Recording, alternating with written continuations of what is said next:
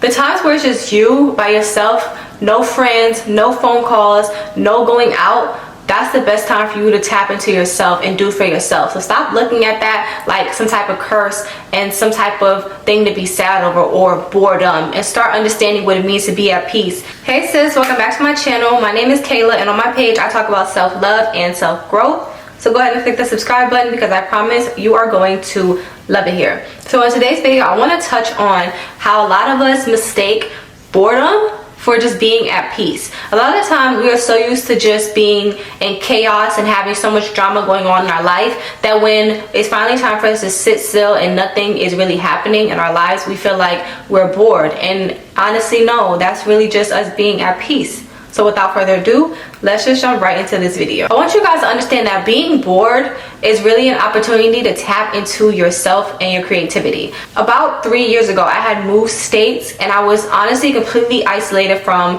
the outside world. So all my friends were in a different state and I had moved. So I had no friends in that area. It was just really just me and my family. So at that point, I felt so lonely and I felt like I was so bored without realizing that that was the perfect time for me. That's when I started my business. That's when I decided to start working out and really tap into myself. That's when I decided what I wanted to do in my future. It was in those moments where I was really like, okay, I really know who I am now, and I feel like I'm spending time with myself, understanding myself, and I use that time to really make progress instead of just sitting in it and feeling like, oh, I have nothing going on, I'm so bored and stuff like that. That really doesn't matter in the grand scheme of things. When you are in like an isolation period in your life or bored, that's a perfect time for you to hear your thoughts clearly. You can hear God talking to you. You can hear what it is that you're really thinking instead of all the outside noise. If you're a person that goes out all the time, there's nothing wrong with that, but a lot of the times I notice that whenever I go out,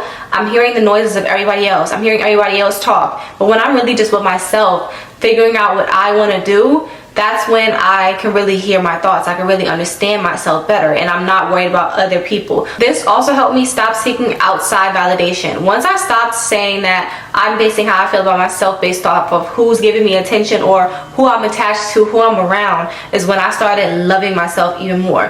When I was in high school, and a lot of high school kids do this, but when I was in high school, I would cling on to other people or think that I need to hang out with the cool people, or I need to be out all the time in order to feel like I'm validated, or in order to feel like I'm good enough. And when I tell you, this is the worst thing I could do, because whenever I was not around those people, I felt worthless. It's like I need to be around people 24/7 in order to feel like I was good enough, in order to feel like I was worthy. So it's really better to just get all that stuff from yourself and then go out afterwards. It's okay to go out and hang out, but make sure you have everything you need from within first before you have other people come into your life as well. That also helps with your emotional independence. When you have emotional independence, like I said, you're not depending on anybody else to make you feel any kind of way. I used to do this especially with men that I was dealing with. I would depend on them to make me feel good about myself, to the point where when they weren't around to say, give me compliments, when they weren't around to hang out with me or be around me, I felt worthless and I did not know what to do with myself, because I was just like, this is an uncomfortable feeling for me. A lot of the times we're not comfortable with being alone. We're not comfortable with being with just ourselves. And it's not until we sit with ourselves and be like, okay, I love myself because I love myself. I don't love myself because of what other people think of me or what other people are saying to me. There's a difference between loneliness and solitude. You could be around a bunch of people and still feel lonely and empty in that moment. And you could be all by yourself in solitude and feel so fulfilled and so fueled with just yourself and love. The times where it's just you by yourself, no friends, no phone calls, no going out, that's the best time for you to tap into yourself and do for yourself. So stop looking at that like some type of curse and some type of thing to be sad over or boredom, and start understanding what it means to be at peace. So I hope you guys enjoyed that video. Do not forget to like, share, comment, and subscribe, and I'll see you guys next time. Bye.